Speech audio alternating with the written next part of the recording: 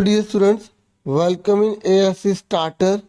Dear students, अगर आप class 6 के स्टूडेंट्स हैं और आपका मिड टर्म का एग्ज़ाम है तो ये वीडियो आपके लिए काफ़ी बेनिफिशियल रहेगी।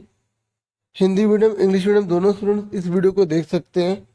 इससे पहले मैंने आपको हिस्ट्री का एक चैप्टर की शॉर्टकट वीडियो प्रोवाइड की थी। इसमें मैं आपको ज्योग्राफी के इम्पोर्टेंट जो चीज़ें हैं उसको बिल्कुल शॉर्ट में आपको प्रोवाइड कर रहा हूँ, ठीक है। इसमें पार्ट 1 रहेगा आपका। तो पहला क्वेश्चन है पूर्णिमा। अगर एग्जाम में आ जाए पूर्णिमा किसे कहते हैं, तो जिस दिन पूरा चांद निकलता है उसे पूर्णिमा कहते हैं, ठीक है। एमसीक्यू में आएगा, खालिस्तान में आएगा, आप आराम से बता देंगे, ठीक है। फुल मून बोलते हैं इसे, ठीक है। और जिस दिन न्यू मून होता है तो आप बोलना जिस दिन चांद नहीं निकलता तो उसे हम क्या बोलते हैं, न्यू मून, ठीक है। When there is no moon in the sky then we say that it is new moon. And अगर आपसे पूछेगा पूर्णिमा क्या है या फुल मून क्या है, when there is full moon on the sky then we can say that this is a full moon. अगर आपसे पूछेगा खगोलीय पिंड किसे कहते हैं, तो आप बताना जो भी, मतलब आपसे पूछ रहा है जो सोलर सिस्टम है ना उसमें कौन कौन सी चीज़ें होती हैं। तो सूरज, चंद्रमा और सभी वस्तु जो हमें आसमान में रात में चमकती दिखाई देती है वो सब खगोलीय पिंड कहलाते हैं। और अगर आपसे पूछे सन क्या है, एक तारा है। और अगर आपसे पूछे कॉन्स्टलेशन बताइए, दो आपको कॉन्स्टलेशन बताने हैं, दो आपको नक्षत्र मंडल बताने हैं, तो आप एक अर्सा मेजर, एक बिग बियर और सप्तऋषि आप बता सकते हैं।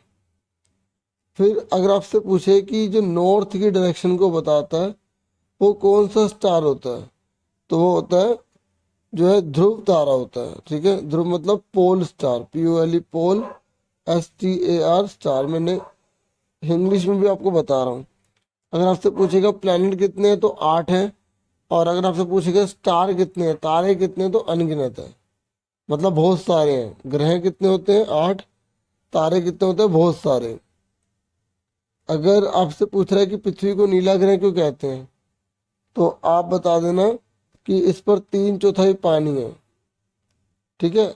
यानी कि लगभग 71% इस पर जल है, ठीक है। और अभी मैं आपको एक आगे भी दिखा देता हूँ, जो आगे दिखा उसी को आप करेक्ट मानना। चंद्रमा का डायमीटर कितना है, देखो चंद्रमा का जो डायमीटर होता है ना वो अर्थ के डायमीटर का 1/4 होता है, ठीक है। तो चंद्रमा का व्यास 1/4 होता है पृथ्वी के व्यास के। और पृथ्वी से चंद्रमा की दूरी कितनी है, अगर आपसे पूछेगा ना कि अर्थ, अर्थ मतलब पृथ्वी, अर्थ और जो मून है उन दोनों के बीच में कितनी डिस्टेंस है, तो 3,84,400 किलोमीटर। फिर पहला व्यक्ति चांद पर जाने वाला कौन है, तो नील आर्मस्ट्रॉन्ग है, ठीक है। कौन है, नील आर्मस्ट्रॉन्ग। तो आपको ना ये इस तरीके से याद रखना है। तो ये कब गए थे, मतलब वहां पर जब इन्होंने कदम रखा था 20 जुलाई 1969 को ये गए थे, मतलब उस दिन इन्होंने मतलब टच किया था किसको, मून को। और इंडिया का अगर आपसे पूछेगा इंडिया का सैटेलाइट कौन सा है, देखो सैटेलाइट वो होते हैं जो प्लैनेट का चक्कर लगाते हैं, ठीक है। तो जो धरती का चक्कर लगाने वाला नेचुरल सैटेलाइट है मून। लेकिन यहाँ पर मैं आपसे पूछ रहा हूँ कि जो इंसान ने बनाया सैटेलाइट, ठीक है। जैसे मान लो ये धरती है, ठीक है। इस धरती का चक्कर एक तो चांद लगाता है, इसके अलावा इंसान द्वारा बनाए हुए भी जो भी चीज़ होती है उसे सैटेलाइट कहा जाता है, जो धरती के चक्कर लगाते हैं।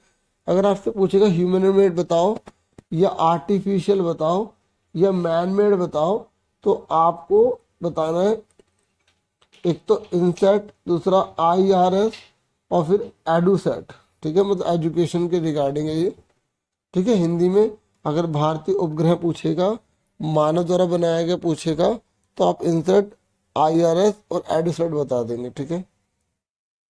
और नेचुरल सैटेलाइट अगर आपसे पूछेगा तो वो है मून। और आपको पता है लाइट की स्पीड कितनी होती है, जो लाइट आप देखते हो ना आपके घर में, जो सूरज की रोशनी आपके घर में आती है, तो आपको पता है इसकी स्पीड कितनी होती है, 1 घंटे में ये 3 लाख किलोमीटर चल सकता है। सुन लो कितनी स्पीड है बच्चों, सोचो, इमेजिन करो। ट्रेन की स्पीड देखो, स्कूटर की स्पीड देखो, रिक्शे की स्पीड देखो। 1 घंटे में लाइट की स्पीड है 3 लाख किलोमीटर बच्चों, 3 लाख किलोमीटर। अगर आपसे पूछेगा कि सूरज की रोशनी को धरती पर आने में कितना टाइम लगता है, सिर्फ 8 मिनट। ठीक है, आप कहोगे कि बच्चों का स्कूल दूर होगा, वो कहेंगे कि इतनी देर तो हमें मतलब ऊपर से नीचे आने में लग जाती है ना, या स्कूल जाने में इधर लग जाती, मतलब जो भी है, मतलब सोचो 8 मिनट में इतनी दूर से हमारी धरती पर जो है सूरज की रोशनी आ जाती है। फिर आपको ना ये जियोग्राफी का मतलब पता होना चाहिए। देखो, जियोग्राफी का मतलब होता है एक्सप्लेनेशन ऑफ अर्थ, मतलब पृथ्वी का वर्णन करना। और अगर आपसे पूछेंगे ना जियोग्राफी ये वर्ड कहाँ से लिया गया, तो ग्रीक का है।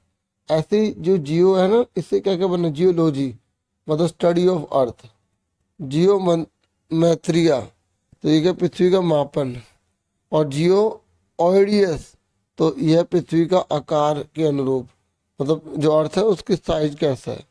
ठीक है, उस तरीके की स्टडी वगैरह जो भी है ना इसमें था। और आपको पता है कि सूरज पृथ्वी से कितनी दूर है, 15 करोड़ किलोमीटर डियर। सुन रहे हो, 15 करोड़ किलोमीटर, और 8 मिनट लगते हैं, और उसकी स्पीड कितनी है, 3 लाख किलोमीटर पर आवर। देख रहे हो, और पृथ्वी पर 2/3 पानी है। जैसे मैं बोल रहा था ना, ये बुक से देख के लिखा है, तो 3/4 मत लिखना, 2/3 लिखना।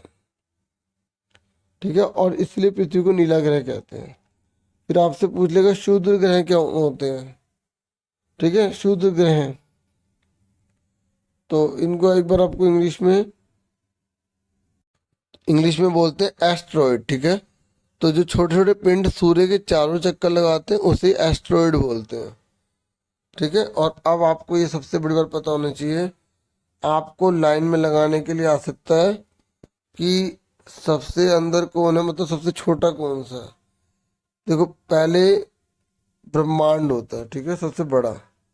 ब्रह्मांड के अंदर कहीं आकाश गंगाएं होती हैं, और उन आकाश गंगा के अंदर कहीं सौर मंडल होते हैं। उस सौर मंडल के अंदर एक है हमारी पृथ्वी।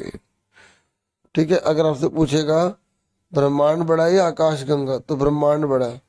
अगर आपसे पूछेगा आकाश गंगा बड़ी है या पृथ्वी, तो आकाश गंगा बड़ी है।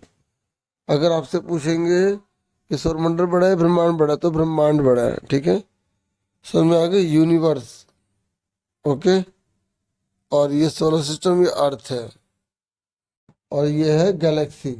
ठीक है, तो आपको ये पता होना चाहिए कि जो स्टैंडर्ड मेरिडियन है ना, पूरी कंट्री का जो टाइम है, हर कंट्री का टाइम अलग अलग होता है, तो ग्रीनविच के हिसाब से रखा जाता है। और 1 डिग्री में 4 मिनट लिए जाते हैं। ठीक है, तो और 25 डिग्री में कितने हो गए, 25 को 4 से मल्टीप्लाई कर देंगे, 100 मिनट। ठीक है, तो आपको इतना ध्यान रखना है ग्रीनविच के बारे में। और आपको याद रखना है कि भारत का जो टाइम है वो 5.5 घंटे आगे है। ठीक है, तो ये मैंने आपको अभी इसमें ब्रीफली बताया। मैं कोशिश करूंगा कि आपके लिए और चैप्टर से ले पाऊँ।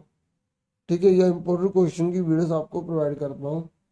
ठीक है, हिंदी मीडियम को ना काफ़ी मटेरियल बिल्कुल नहीं मिल पाता, इसलिए मैंने ज़्यादा इस बार हिंदी पे फोकस किया है। ठीक है, बाकी इंग्लिश वाले बच्चे मैंने आपको समझा दिया, आप इससे और अच्छे से कर लेना। ठीक है, बाकी इसी के अंदर से क्वेश्चन बन जाएंगे, जैसे ग्रह और तारे में क्या अंतर होता है, तो आप बता दो कि पृथ्वी एक ग्रह है, सूर्य एक तारा है। ठीक है, पृथ्वी जो है वो सूर्य का चक्कर लगाती है, लेकिन तारे जो अपनी जगह पर स्थिर होते हैं। तो इस तरीके से आप आराम से बना बना के लिख सकते हैं। ठीक है, तो इतना ही था इस वीडियो में। Thank you for watching and listening carefully. आप सब बहुत अच्छे से पढ़ाई करें। अगर आप चैप्टर नहीं पढ़ सकते तो भी कोशिश करो उसे पढ़ो, एक दिन रात में मतलब बहुत ज़्यादा बैठ के पढ़ो, अच्छे से करो प्लीज़, अगर लाइफ में सक्सेस पानी। तो thank you for watching and listening carefully. Take care, students.